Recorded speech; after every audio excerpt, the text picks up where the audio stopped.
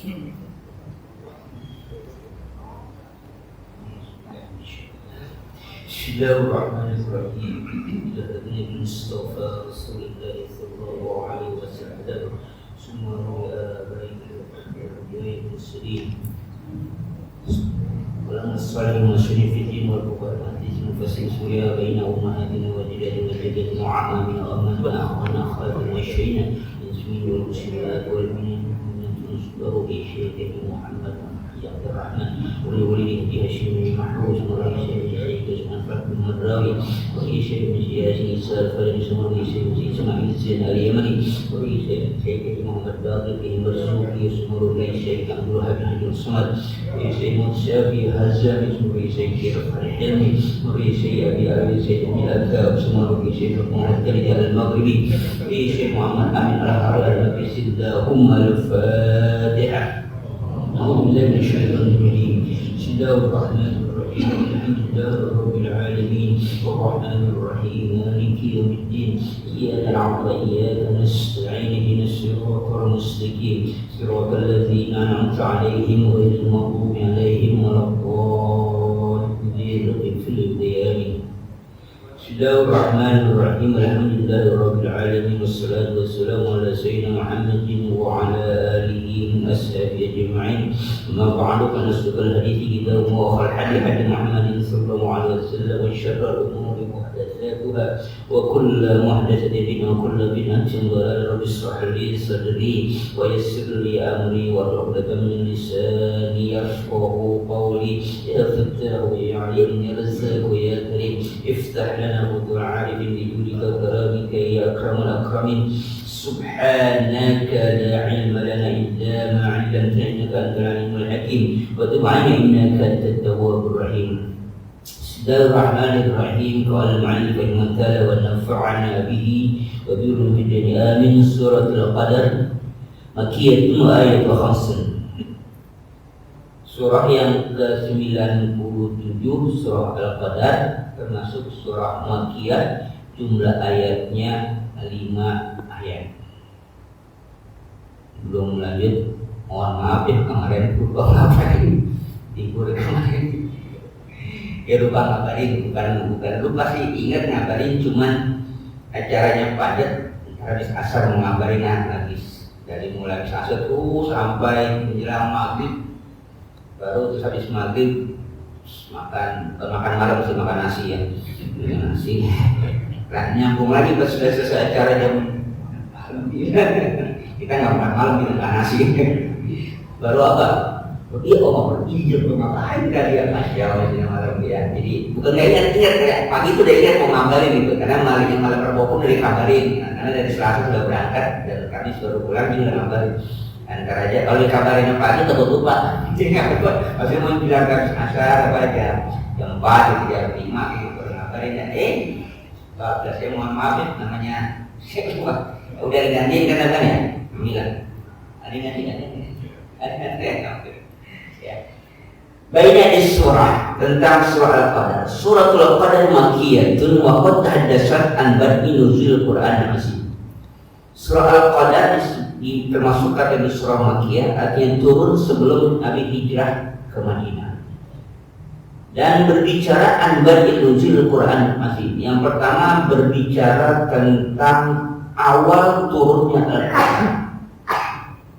Yang kedua wa an fadli lailatul qadri ala sa'id ayyami wasyuhur. Yang kedua surah Al-Qadar berbicara tentang keutamaan Lailatul Qadar dibandingkan selainnya atau hari-hari yang lain dan bulan-bulan yang lain. Kadang kita jarang cuma ngomongnya malam Lailatul Qadar. Lailatul yang malam tambah malam Lailatul Qadar. Tahu kan Lailatul itu malam kan? Itu namanya apa? Malam Lailatul Qadar. Kalau malam Qadar, harus pakai Lailah. Kalau Lailatul Qadar itu udah malam Lailatul Qadar. Kalau kita biasanya kalau orang Betawi, wabadu kemudian daripada wabadu kemudian, wabadu kemudian daripada wabadu ya kemudian gitu kan. Naik ke atas, ya naik ke atas, mana ada naik ke bawah. Turun ke bawah, ya turunnya ke bawah. Nggak usah bilang ke bawah, turun kan. Pas kasih tahu ke bawah, turun ke bawah. Semua turun ke bawah, mana ada turun yang ke atas ya. Jadi kalau ngomong Lailatul Qadar, ya Lailatul Qadar, nggak usah malam Lailatul Qadar di rancu apa? Ada malam-malam gitu kan ya. Malam-malam ya. Lailatul Qadar. Nah, kenapa dia menjadi fadli Lailatul Qadar itu mempunyai keutamaan lima fiha minal anwari wat tajalliyatil qudsiyati. Bagi apa yang di dalam Lailatul Qadar itu ada anwar, nur wat tajalliyatil qudsiyati, dan itu penampakan kemuliaan. Apalagi wa nafahatir rabbaniyati, dan keharuman keagungan sifat ketuhanan Rabbaniyah allati yufiduha al-bari'u jalla wa ala ala ibadihi al-mu'minin. Ya Allah limpahkan, Allah al-bari al-jalla wa ala, ya Allah limpahkan, Allah saja melimpahkan ala ibadihi al-mu'minin, terhadap hamba-hamba Allah yang beriman. Apalagi kenapa itu terjadi? Takriman li nuzul Qur'anil mubin, karena memuliakan turun Al-Quranul Mubin, Al-Quran yang jelas kebenarannya. Kama tahaddatsat an nuzulil malaikatil abrar, sebagaimana surah juga berbicara tentang turunnya malaikat abrar, malaikat Jibril alaihissalam, hatta fajr, sampai terbitnya fajar. Falailuha min lailatin azimatil qadr, maka malamnya adalah malam yang mulia.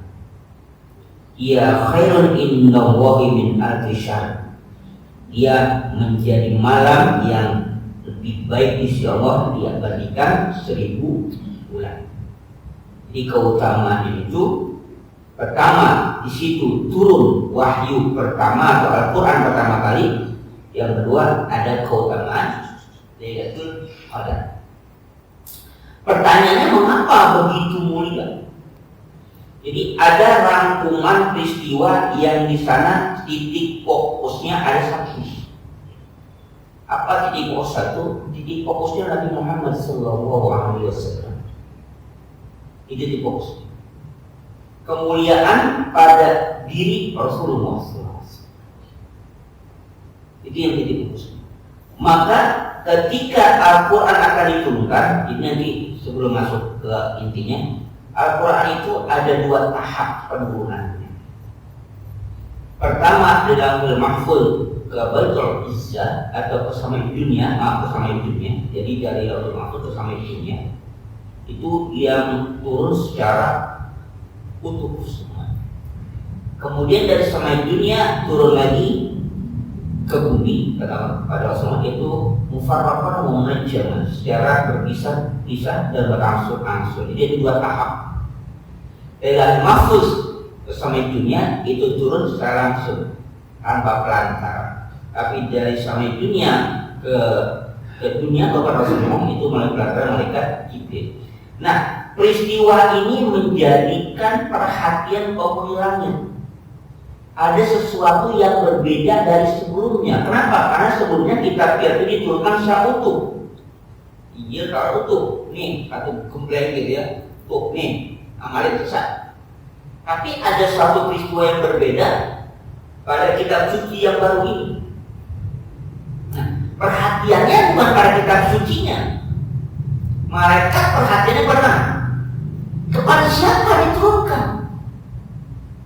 Jadi perhatian pada kitab sucinya, kepada siapa yang kita diturunkan, kok begitu istimewanya. Rasulullah sebagai makhluk yang Allah muliakan, maka Al-Quran turunnya pun dengan cahaya. Karena Rasulullah yang mulia, pasti Al-Quran itu mulia, maka ketika turunnya pun yang berkaitan dengan kemuliaan Al-Quran, malamnya pun menjadi malam yang mulia. Lailatul Qadar. Bukan hanya malamnya, di mana malam itu berada, bulannya pun menjadi bulan yang mulia. Bulan apa? Ramadan. Dan nabinya yang mulia, kita kata pokoknya pada Rasulullah yang memuliakan mulianya, maka siapapun apapun yang bersentuhan dengan yang mulia akan mulia, yang terkait dengan mulia akan mulia, termasuk umatnya juga yang mulia. Kuntum khaira ummatin ukhrijat linnas. Kamu itu apa? Kuntum khaira ummah, kamu itu umat yang terbaik yang pernah dikeluarkan di muka bumi. Kenapa? Karena nabinya mulia, Al-Qur'annya mulia, maka semua yang terlibat dalam hal itu semuanya menjadi mulia, termasuk harinya, termasuk malamnya, termasuk bulannya, termasuk kertasnya. Ya. Kertas ini menjadi mulia. Kenapa? Karena di kertas ini ditulis ayat-ayat Al-Quran. Kalau kertas ini nggak ada ayat Al-Quran atau hanya berita atau informasi sehari-hari kita sebutkan koran, kira-kira diperlakukan begini kan? Ada nggak di antara kita mungkin Quran udah terlalu rusuh atau kemarin kebanjiran gitu ya? Atau apa? Enggak, walaupun nggak terendam udah lembab, udah paling jelek kali itu. Oh, ini nanti waktu itu masih udut juga ada nggak? Atau diisi di antara tukang sampah, atau maksudnya yang profesinya mengumpulkan sampah gitu, kali ketemu gitu kan, Quran dibuang ke tempat sampah, kalau udah robek kan, ada nggak? Ada. Maka dia mulia karena di situ tertulis ayat-ayat Al-Quran yang mulia, kertasnya pun menjadi mulia. Maka sebaliknya, siapapun yang menghinakan Al-Quran, siapapun yang merendahkan Al-Quran, maka pasti yang akan merendahkan di atas sembarangan. Akan ada perumpamaan orang yang beriman baca Al-Quran, maka seperti buah sujah, buahnya harum, terus rasanya manis, ya kan ya? Jadi orang yang beriman baca Quran manis dan apa? Dan harum. Buah apa itu? Manis harum, durian begitu. Karena itu nggak ada namanya. Kita kan kalau nggak ada namanya tuh bingung kan kalau nggak ada namanya, dia harum manis, durian. Ada lagi orang beriman tapi nggak baca Quran. Apa? Seperti buah apa? Orang beriman tapi nggak baca Quran. Apa sama? Seperti buah kurma. Apa itu? Nggak ada harumnya tapi manis. Tapi orang ada lagi yang orang munafik. Orang munafik baca Quran, dia seperti buah juga. Harum tapi apa? Buah apa tuh? Pahit dia, harusnya pahit atau buah apa? Jadi orang munafik saja kalau dia baca Quran masih ada apa? Masih harumnya, walaupun nggak manis. Jadi Al-Quran diangkat orang beriman, orang kafir saja baca Al-Quran, paham Al-Quran jadi apa? Jadi mulia. Yang kita kira orang-orang yang benci dengan yang mempelajari Islam walaupun dia nggak beriman, mereka disebutnya orang-orang yang konsentrasi atau tertarik dengan ajaran Islam, membaca. Dia bukan hanya baca, Pak, hafal Al-Quran. Itu dosen kita di luar negeri, di Kanada, di Meksiko, di Kairo, semua itu. Dia ngajar Islam tapi bukan orang Islam. Itu hafal Al-Quran. Punya aja tafsir dia hafal. Ada seorang orientalis berkebangsaan negara Belanda yang mengarang namanya Adolf Juwensing. Itu mengarang kitab judulnya Al-Mu'jam Al-Mufradat Al-Fadil Hadis Syarif. Itu kitab yang mencakup 9 kitab pokok hadis. 9 itu Al-Bukhari, Muslim, Abu Dawud, Tirmidzi, Nasai, Ibnu Majah, plus Muwatta Malik, Musnad Ahmad bin Hanbal dan Ad-Darimi. 9 kitab dia hafal, bukan orang Islam. Orang-orang bukan orang Islam. 9 kitab kutub kisah dia hafal, maka dia bisa satu-satu, tapi bukan orang Islam. Pertanyaannya, kita orang Islam? Ya, ada yang bukan orang Islam, kita orang Islam. Jangan ditanya apa hadisnya enggak, hadis dari 9 mari kita udah hafal baca. sudah hafal ya. Dari yang 9 Al-Bukhari, Muslim, Al-Bukhari 4 jilid, Muslim 2 jilid, Abu Dawud 2 jilid, Bukhari Sambut Nasai, Tirmidzi 4 jilid, An-Nasai 2 jilid, Ibnu Majah 1 jilid, Muwatta 1 jilid, Musnad Ahmad bin Hanbal 6 jilid, Sunan Darimi 2 jilid.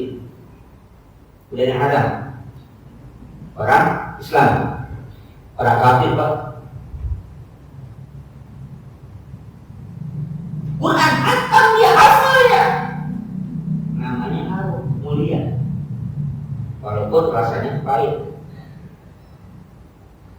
Harum, kita kenal, bahkan kita ini pelajari. Itu kalau orang belajar hadis itu wajib itu, tahu kita itu namanya Al-Mu'jam Al-Mufradat di Al-Fadil Hadis Syarif 6 jilid. Ini besar.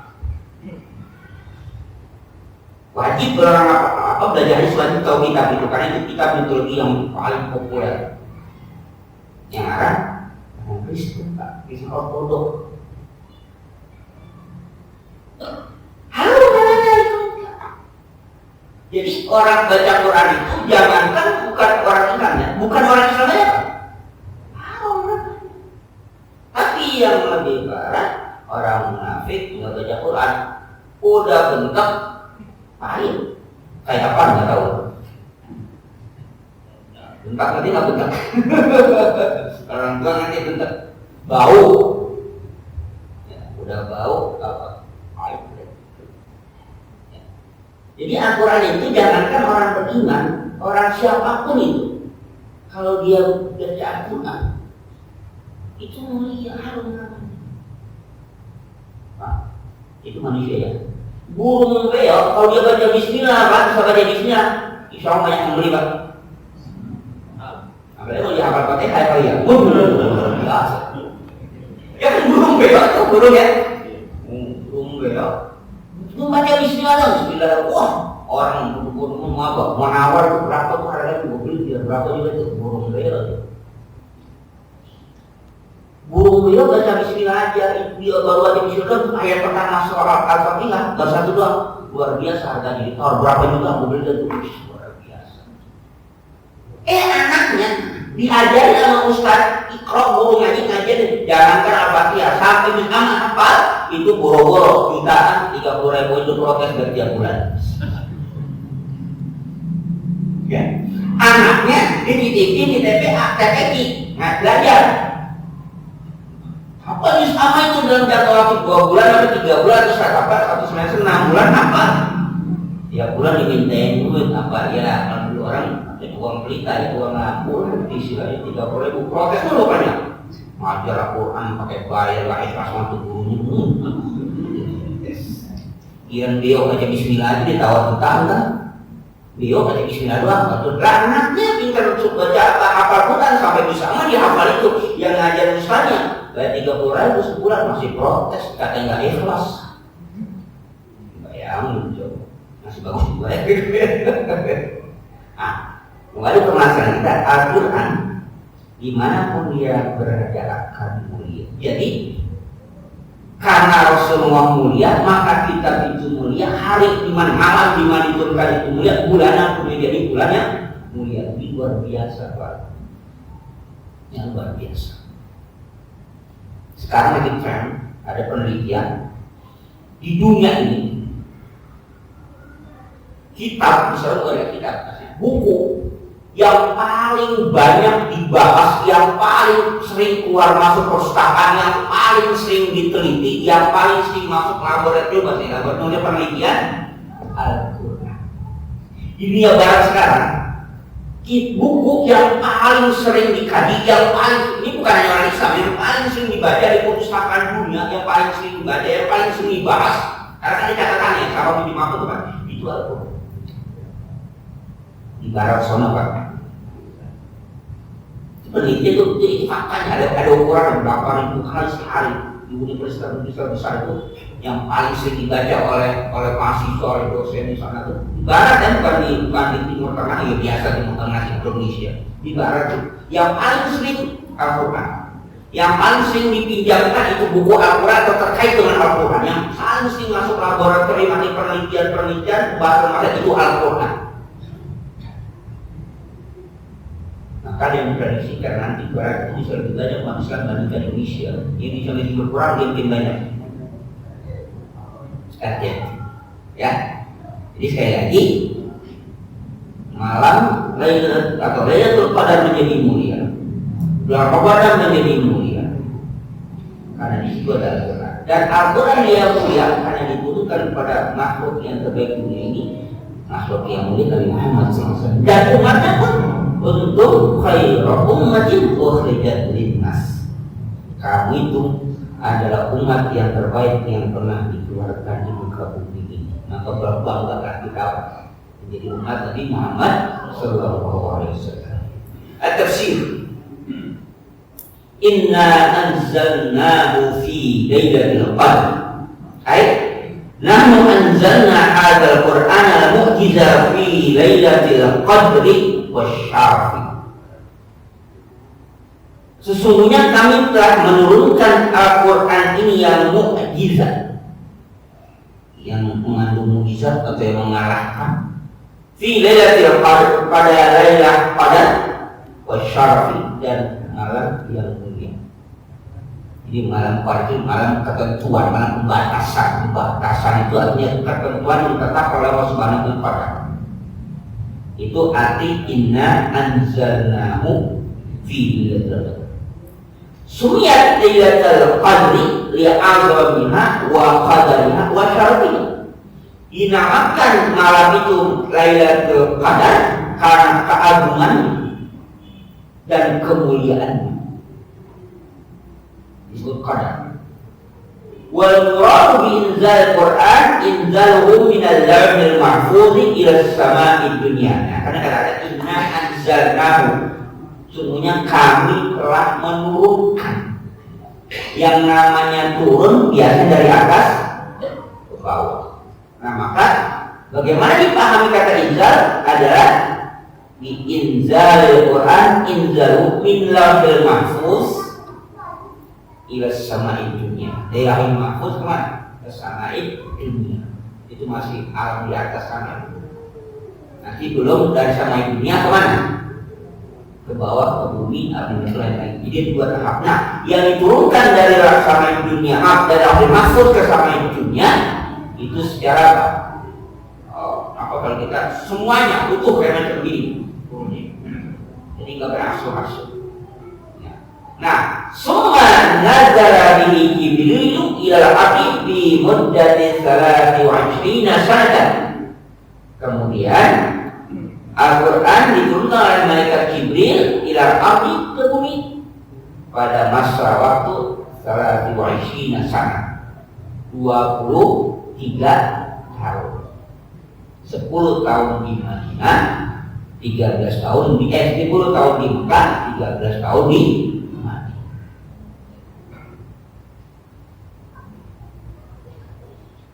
Jadi pertama kali, ya, dia dua tahap. Pertama kali dari Lauhul Mahfuz ke sama'id dunya itu secara utuh, kemudian dari sama'id dunya ke bumi itu secara berangsur-angsur. Ya. Farqan munajjaman, ya, terpisah-pisah dan bertahap-tahap. Itu berapa masanya? 23 tahun. 10 tahun di Madinah, 13 tahun. 10 tahun di Mekah, 13 tahun di Madinah. Karena Rasulullah diturunkan wahyu pertama kali usia 40 tahun, maka ketika beliau wafat usianya 63 tahun. Maka Rasulullah dianggap manusia yang tersukses di dunia ini. Kenapa?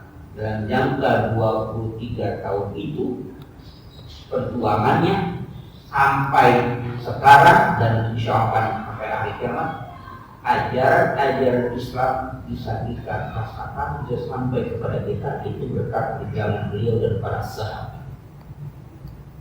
23 tahun itu bukan masa yang bukan masa yang panjang untuk sebuah perjuangan sampai saat dia jagat dunia ini menjadi agama terbesar kedua setelah Kristen katanya untuk dunia ya. Kalau untuk Indonesia ya kita yang terbesar insya Allah. berdasarkan KTP. Kalau berdasarkan isi masjid belum tentu. Berdasarkan KTP kita yang terbesar. Kalau isi masjid belum tentu. Ya. Mana buktinya? Buktinya sekarang segini. Tapi kalau Jumat kan banyak. Ya kan? Gaya apa? Cuma Jumat yang banyak. Lebih banyak lagi sholat Id. Sholat Id banyak ya? Banyak gitu. Nah, lalu sholat itu hukumnya sunnah kan? Ya, sholat itu hukumnya sunnah. Tapi kok bisa banyak ya? Sholat Id dia sholat kemarin, sholat subuh dia nggak sholat subuh. Ya aneh juga tuh gitu. Sholat Id takut kesiangan, sholat subuh kesiangan nggak apa-apa. Sholat Id jangan kerja kesiangan. Sholat subuh kesiangan nggak apa-apa, ya aneh. Sholat subuh kesiangan nggak apa-apa. Yang tadi sholat Id nggak kesiangan. Kenapa? Nggak dapat tempat. Bisa jadi nggak dapat tempat. Masih bagus besok nggak dapat lagi korban gitu. Jadi itu terbalik ya. Yang fardu kita remehkan, yang sunnah. Bukan salah sih, terbalik aja gitu. Justru yang fardu yang kita utamakan. Yang sunnah bukan berarti kita remehkan, bukan artinya yang fardu yang kita dahulukan. Sholat fardunya dia tinggalkan, sholat sunnahnya dia kerjakan. Maka ini karena besok udah mau Lebaran lagi, maka kalau guru-guru kita itu sebelum sholat Id itu sering ingatin, kata guru kita itu, bahasanya ini saya bukan yang mengajari, bukan yang curiga, bukan, tapi ingetin siapa orang yang tadi nggak sholat subuh, nanti sholat Idnya jangan sholat sunnah Id, niat aja qodho subuh. Ya, pada guru kita itu bukan yang ngajarin, bukan yang curiga, bukan. Nah, saya sih pernah tanya langsung, katanya orang kita itu biasanya kalau yang namanya malam takbiran itu pada begadang. Kalau ibu-ibu begadang yang numbuk kuli, tahu uli pak? Numbuk kuli. Kalau bapak-bapak begadangnya ngurusin rumah atau takbiran ngumpul-ngumpul itu zaman dulu, atau nonton kebo, istri kesiangan sholat Idnya, bukan sholat Id, sholat subuhnya. Maka kata beliau, ya, bukan yang curiga sih. Kalau yang tadi sholat subuhnya kesiangan atau belum sholat subuh, jangan usolli sunnata Idul Fitri, usolli fardhu subhi raka'ataini mustaqbilal lagi qodhoan, yang itu jangan pakai illahi ta'ala. Kenapa? Karena haram hukumnya mengerjakan yang sunnah kalau yang fardu ditinggalin. Maka nggak boleh dia puasa besok. Nah, besok udah tanggal 1 Dzulhijjah. Kalau yang mengikuti Muhammadiyah besok tanggal 1. Tahu ini asli isbat. Tanggal 1 besok hari Jumat. Ya, tanggal 1 Dzulhijjah itu. Besok ke Jumat itu. Ya, kalau Muhammadiyah pakai hisab itu besok tanggal 1. Jadi kalau nunggu sidang isbat nggak tahu, bisa Jumat bisa besok. Nah, ya. Jadi mau puasa nih kitanya, atau nanti dah apa tarwiyah dengan Arafat 8 dengan 9 Dzulhijjah misalnya mau puasa, tapi punya utang Ramadan kemarin, nggak boleh. Haram hukumnya. Jadi ngapain ya? Puasanya puasa qodho Ramadan dulu. Dia punya utangnya kemarin nih, masih punya utang berapa hari? Kok bisa punya utang ya? Kalau perempuan yang bisa aja utang pak, yang perempuan, haid dan sebagainya. Pokoknya juga bisa aja paling belanja ke Tanah Abang sampai mabok itu. Kali itu kita belajar jarang, udah sekarang udah online semua belinya, nggak ada yang lebaran pakai Tanah Abang. Utang punya utang, nggak boleh dia puasa sunnah kalau masih punya utang. Maka lalu gimana? Ya dia puasa qodho. Walaupun dikerjakannya pada hari Arafah atau hari Tarwiyah besok di tanggal 8 tanggal 9 Dzulhijjah, niatnya qodho Ramadan, jangan niat Arafah atau niat Tarwiyah. Apa hukumnya? Karena masih punya utang. Jadi kalau masih punya utang mobil jangan ambil motor pak. Kalau boleh rumah bang, kalau ambil motor. Semua utang semua utang lagi. Jadi selesaikan utangnya. Tapi dikerjakan pada hari sunnah boleh. Tapi jangan rakus. Nah, niat niatnya dua, niat puasa qada sekalian sunat tarawih nggak boleh. Rakus itu namanya. Kerjaan satu mau dua. Tapi dikerjakan pada hari Arafah, dikerjakan pada hari Tasu'ah, biar kerjain apa? Rame-rame karena nanti ya semua pada puasa rame-rame kerjain boleh. Sah itu silakan. Tapi niatnya tetap wajib, niat puasa qada. Ya tiga itu harus kelupaan. Ya. Jadi sekali lagi Quran itu turun ke dunia selama 23 tahun. 23 tahun. Ada sih yang sampai tinggi banget tapi nggak tahu itu mana benar ya. Bukan 23 tahun ya. 22 bulan 22 tahun. Kalau saya 22 tahun, 2 bulan, 22 hari, ada yang hitung nggak begitu mau itu, nggak begitu banget kali ya. Tadi rata-rata baru 3 tahun. Ada yang hitung nggak begitu, cuma 22 tahun, 2 bulan, 22 hari. Kenapa 22? Jadi kenapa ingatnya aja, tahu nggak tahu benar apa kagak? Sama hari kita hitung ayat berapa itu ayat Quran? 6.666 ayat. Kalau dihitung benar nggak? Hitung sendiri Pak, mau kerja ya? Nggak tepat Pak. Tapi jangan malah enak. Berapa jumlah Quran? 6.666 ayat. Tapi itu langsung. Tapi karena kita nggak pernah hitungnya, kita percaya aja lagi. Kalau dihitung nih nggak tepat, ya nggak tepat. Nah, hitungan globalnya 23 tahun. Kalau Ibnu Abbasin, sebagaimana Abu bin Abbas dan Umar mengatakan, anzalallahu al-Qur'ana jumlatan wahidatan min lauhil mahfuz ila baitil izzati min as-samai dunya. Summa nazala mufassilan bihasabil waqa'i fi syarasi wa 20 sanatan ala Rasulillah sallallahu alaihi wasallam. Ibnu Abbas mengatakan Allah menurunkan Al-Quran jumlatan wahidatan, buku satu kali sekaligus min lauhil mahfuz ila samai dunya, dari lauhil mahfuz ke samai dunya, min samai bi baitil izzati min samai dunya, baitil izzah min samai dunya. Nah, kenapa disebut lauhil mahfuz? Lauh itu artinya apa? Laut. Oh ini namanya laut nih. Lembaran-lembaran. Kalau disebut mahfuz, ya lembaran itu terjaga. Apa isinya lembaran-lembaran itu? Isinya semua ketetapan tentang makhluk di dunia ini. Pokoknya yang namanya alam apapun, manusia, jin, semuanya itu ada catatannya di lauhul mahfuz. Sudah tercatat semuanya. Kapan dia hidup, kapan dia mati, jodohnya siapa, di mana, itu semua sudah terpakai lauhul mahfuz. Kalau mahfuz tidak ada satupun, itu maksudnya dijaga. Tidak ada satupun makhluk yang sampai tembus ke lauhul mahfuz, termasuk malaikat pun nggak bisa tembus ke sana. Kecuali ada satu dalam dunia penghayal atau bukan dunia penghayal. Kalau saya pernah nonton film, kecuali Song Bokong sampai sono. Tahu Song Bokong ya? Dia pernah mengobrak-abrik ceritanya pernah mengobrak-abrik catatan dewanya yang ini dirubah, jodohnya nggak sama ini dirubah gitu. Dan bisa lauhul mahfuz nggak bisa dirubah. Makanya mahfuz itu dijaga, karena tidak ada satu makhluk pun yang bisa sampai ke sana untuk melihat siapa, nasibnya bagaimana, umurnya sampai berapa, rezekinya berapa, itu semua tidak tercatat di sana. Namanya lauhul mahfuz.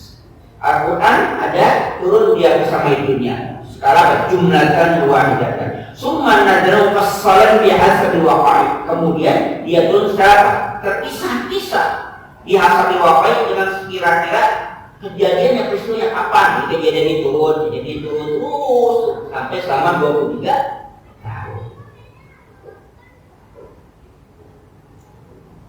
Wa ma adraka ma lailatul qadar ta'zimun wa tafhimun li amriha aw ma'lam ya Muhammadu ma'al qadar wa syar.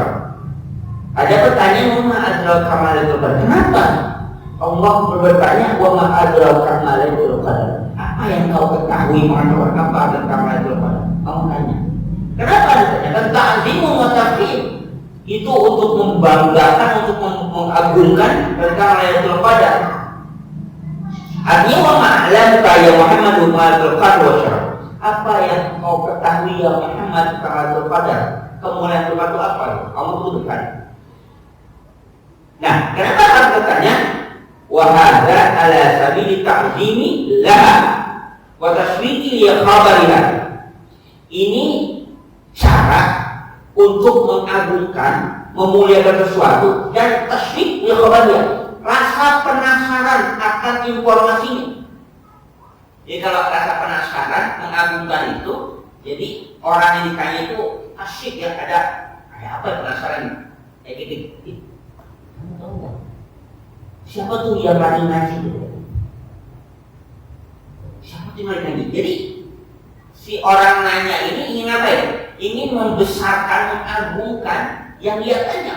Orang ini bukan yang orang ini tadi yang kamu tahu nggak? Siapa itu yang lagi ngaji? Suaranya enak siapa itu? Nah, pertanyaan itu bagi orang yang ngomong supaya mau menginformasikan tentang yang orang yang lagi ngaji. Tapi bagi orang yang dengar penasaran, emang siapa? Jadi namanya taswik, penasaran, emang siapa? Jadi ketika Allah bertanya, wa ma adraka ma lailatul qadar, itu artinya Allah bertanya kepada Nabi Muhammad karena Allah ingin mengagungkan tentang Lailatul Qadar. Yang keduanya, timbul rasa penasaran bagi Rasulullah, emang ada apa tuh qadar itu gitu? Emang ada apa tuh taswik namanya? Pengen orang kok jadi apa? Penasaran. Kan biasa pertanyaan itu begitu ya, pertanyaan itu membuat orang penasaran. Lagi nonton sinetron anak-anak, bagaimana kan kita selanjutnya? Wah, habis. Penasaran besok yang nonton lagi gitu. Kan dia begitu. Lagi nonton anak-anak, bagaimana kesakitan? Wah, habis. Atau kisah selanjutnya kadang-kadang gitu, bikin apa? Penasaran. Itu namanya taswik. Jadi pertanyaan itu bukan pertanyaan dan memang bentuk pertanyaan itu macam-macam. Ada yang pertanyaan pertama taubih. Taubih itu apa? Untuk apa kita? Untuk dilekin. Memang lo nggak tahu apa? Itu namanya apa? Kalau kita itu kan apa? Gila gitu aja nggak tahu. Memang lo nggak tahu udah aja? Itu bukan nanya. Enggak, bukan harus dijawab. Memang lo nggak tahu nanya apa? Ini orang yang nanya apa? Dilekin. Udah aja masih main buku aja. Ya, udah azan maghrib masih nongkrong aja. Nah, emang lu nggak dengar aja? Itu bukan masih jauh, bukan begitu. Berarti kita tuh lagi digelekin sama yang nanya. Kenapa? Udah azan main aja gitu. Itu namanya apa? Taubih. Ngapain? Ngejek, dilekin. Ini pertanyaan juga ada yang macam itu. Jadi pertanyaan nggak semuanya mesti apa? Mesti dijawab. Nah, maka ka'annahu qala, seolah-olah orang bagaimana begini. Ay syai'un yablughu ilmuka bi qadriha wa mablaghu fadliha. Artinya, tahu enggak kau Muhammad sesuatu ilmu kau sampai enggak di qadriha tentang qadar itu wa mablaghu fadliha dan tentang fadilah-fadilah yang tertinggi yang dapat Lailatul Qadar, tahu enggak? Soal pertanyaan itu. Nah, kemudian summa dzakara fadlaha bi syarti al-ilm. Kemudian Allah menceritakan tentang keutamaan Lailatul Qadar di serata sejauh dengan 3 macam. Jadi ada 3 keutamaan Lailatul Qadar. Faqala ta'ala Lailatul Qadri khairun min alfi syahr. Yang pertama, Lailatul Qadar itu lebih baik dari 1000 bulan. Itu pertama.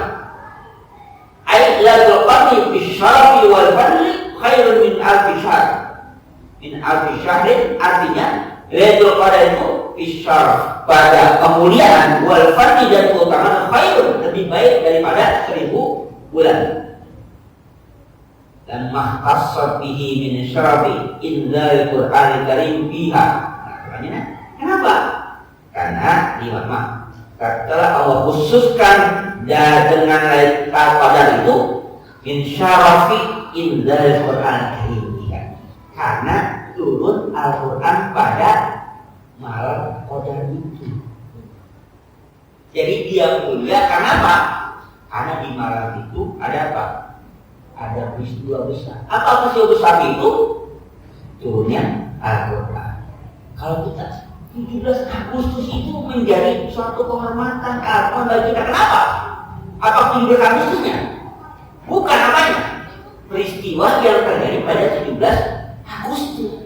12 Rabiul Awal bagi kita sangat fenomenal, sangat berkesan, itu sampai seluruh dunia itu. Kenapa? Bukan karena tanggal 12 Rabiul Awalnya, karena pada tanggal 12 Rabiul Awal menjadi suatu peristiwa yang sangat besar. Apa? kelahiran baginda Nabi Muhammad SAW. Bukan 12 Rabiul Awalnya, tapi peristiwanya. Jadi bukan 17 Agustusnya, tapi apa? Peristiwa pada 17 Agustus itu. Apa? Memproklamirkan kemerdekaan bangsa kita. Jadi proklamirnya itu yang besar. Tapi karena dia terjadi pada 17 Agustus, maka 17 Agustus menjadi apa? Menjadi besar juga dia. Menjadi mulia juga dia. Apa bukti mulianya? 17 Agustus hari libur. Ya, mulia itu. Ya, jadi bukan harinya yang mulia. Jadi harinya nggak ada urusannya, tanggal-tanggal nggak ada urusannya. Anak hoki segala macam nggak ada urusannya. Yang urusan apa? Karena ada peristiwa yang benar. Nah, maka Lailatul Qadar itu dia menjadi mulia bukan karena qadar itu Lailatul Qadar. Jadi dia karena mulia karena di malam itu ada suatu peristiwa di mana turunnya Al-Quran pada malam itu. Maka malam itu menjadi mulia. Kira-kira kan kita sering ya Ramadan itu Qadar kan? Lailatul Qadar itu macam itu. Quran turun nggak? Turun nggak Quran itu? Quran udah kan dulu kan? Jadi itu apa? Itu hanya peringatan saja. Quran sudah turun belum? Sudah. Udah kejadian. 15 abad yang udah kejadian. Yang kita lihat pada sekarang itu bukan cuma Al-Quran. Itu karena peristiwa pernah terjadi. Ya. Sama kita apa yang namanya misalnya Bapak kelahiran tanggal misalnya tanggal berapa gitu ya, itu ulang tahun. Itu ulang tahun kelahiran udah lahir belum? Ya udah. Makanya yang 17 gitu ya. Itu udah lahir, kok diperingati? Ya itu peringati 17 tahun yang lalu dia lahir kan begitu. Lailatul Qadar turunnya apa Al-Quran Lailatul Qadar, Al-Quran udah turun, udah selesai. Tapi kenapa dia masih mulia? Itu suatu peringatan bumi itu seperti itu. Tapi peringatan itu sampai sekarang mempunyai fadilah yang tetap sama. Itu perbedaannya. Fadilahnya tetap sama. Keutamaan tetap sama. Apa nanti? Nanti yang lebih baik daripada 1000 bulan. Nah, lebih baik dari 1000 bulan itu masih berlaku sampai kapanpun. Tapi pertanyaannya kenapa bisa lebih baik? Karena di malam itu pernah diturunkan Lailatul Al-Quran. Sama halnya 17 Agustus kenapa libur? Hari kemerdekaan udah merdeka? Udah berapa puluh tahun? Hiji lupa. Berapa? Oh kan, udah tua kan? 76 tahun udah tua kan? Saya masih begini aja kita 76 tahun yang lalu. Tapi kan udah menerima. Iya, tapi 17 Agustus itu menjadi keagungan. Kalau kita bertanya itu 17 Agustus itu suatu peristiwa yang agung, yaitu kemerdekaan bangsa kita. Tapi kenapa kita menjadinya ya? Kenapa narik tambang? Kenapa balap karung? Pertanyaan apa hubungannya? Ini yang jadi umat Islam. Apa? 17 Agustus tahlilan, tapi aneh juga sih.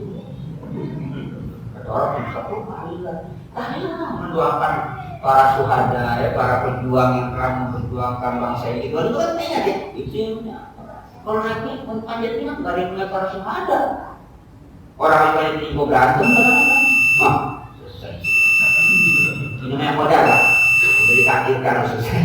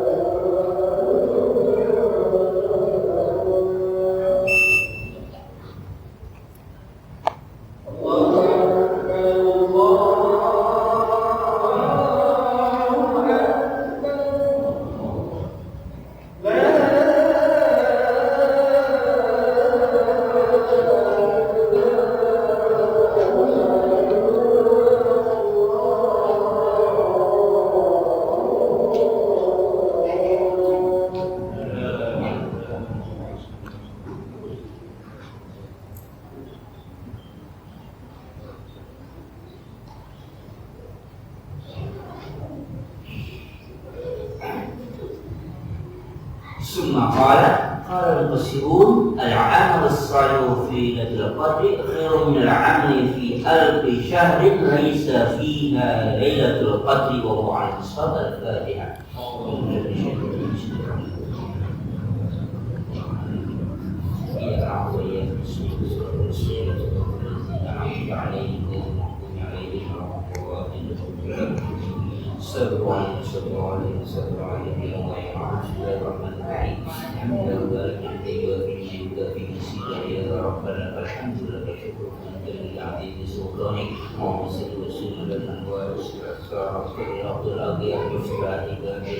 سيدنا محمد المختار والأحباب وحسب العقل العاجل آدمي وأقل منفعل من لمتنا علمنا ما ينفعنا وارزقنا علما ينفعنا وزدنا علما الحمد لله كل هذا نعوذ بالله من حال النار وسعين من نافع وفرحا ذكيا من قبل قلب منورا ولسان زاكي غربا سجميرا ذكرا كثيرا وشنعارا طيبا ولدا في ومهادا صالحا فقيها عريفا اديبا عالما توفيقا حسنا برحمتك يا ارحم الراحمين. اللهم الحق حقا اتباعا والباطل باطلا واجتنابا ومن جعل مرحوما وتفرقنا من بعده معصوما وثبت قلوبنا على محبة وسلة واسلمنا على السنة وسلة وتوفنا على الجنة وسلة واسترنا في زمرة النجاة واجبه المؤمنين سوى حبك حب ما يحبك حب ما يقرب إلى حبك ومن أحبك حب إلينا من المال بعد الجزاء